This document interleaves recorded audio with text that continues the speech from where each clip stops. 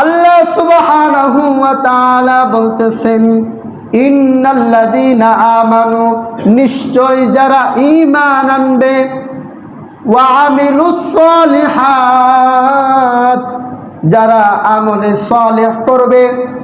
অন্যদিকে আল্লাহ সুবহানাহু ওয়া তাআলা ইরশাদ করেন সূরাতুল মুলকের প্রথম আয়াতের মধ্যে, তাবারাকাল্লাযী বিয়াদিহিল মুলক ওয়া হুয়া আলা কুল্লি শাইইন কাদির আল্লাযী খালাকাল মাউতা ওয়াল হায়াতা লিয়াবলুয়াকুম আইয়ুকুম আহসানু আমালা।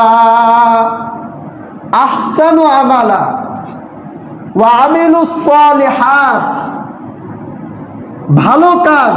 এখানে আল্লাহ সুবহানাহু ওয়া তাআলা বলতেছেন আহসানু আমালা, ভালো কাজ করতে হবে, নেক আমল করতে হবে, পিওর আমল করতে হবে, শিরিকবিহীন আমল করতে হবে। যদি তুমি শিরিকবিহীন আমল করতে পারো তাহলে তোমাকে আল্লাহ তাআলা পুরস্কার দিবেন। ওয়া আমিলুস সালিহাত কানাত লাহুম জান্নাতুল ফিরদাউসি নুজুলা।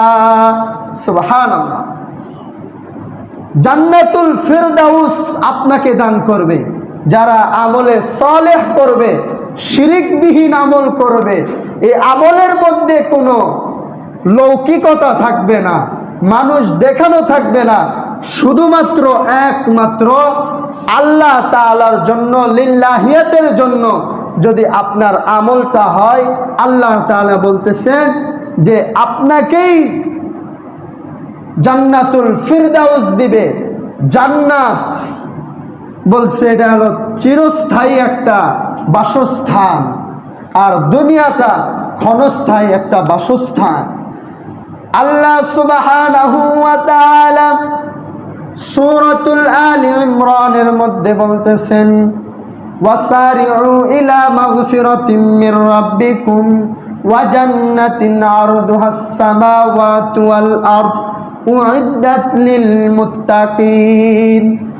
তোমরা তোমাদের প্রভুর পক্ষ থেকে ক্ষমা এবং জান্নাতের আশা করো।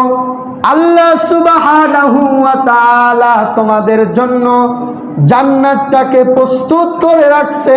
কাদের জন্য রাখছে? আয়াতের শেষে বলতেছেন উইদ্দাত লিল মুত্তাকিন। সুবহানাল্লাহ। মুত্তাকিনদের জন্য আল্লাহ তাআলা জান্নাত দান করবেন। জান্নাতটা কেমন হবে?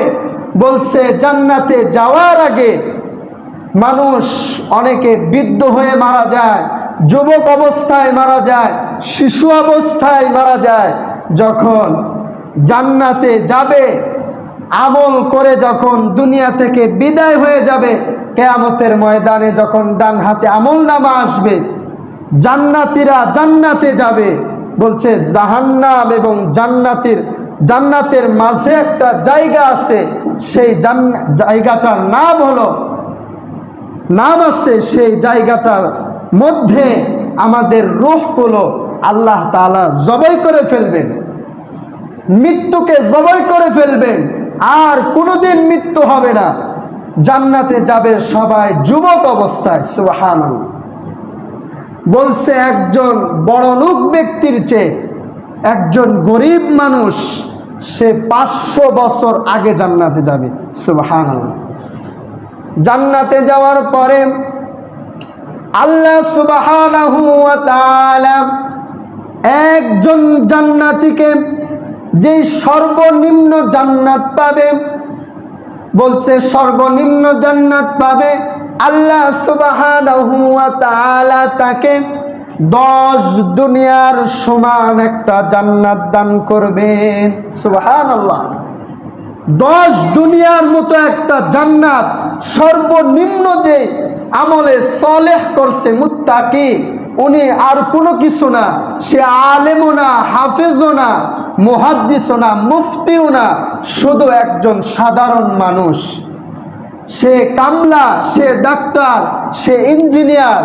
বলছে তাদের জন্য যে নিম্ন জান্নাতটা থাকবে, সেই জান্নাতের প্রশস্ততা হবে 10 দুনিয়ার মতো একটা জান্নাত। সুবহান।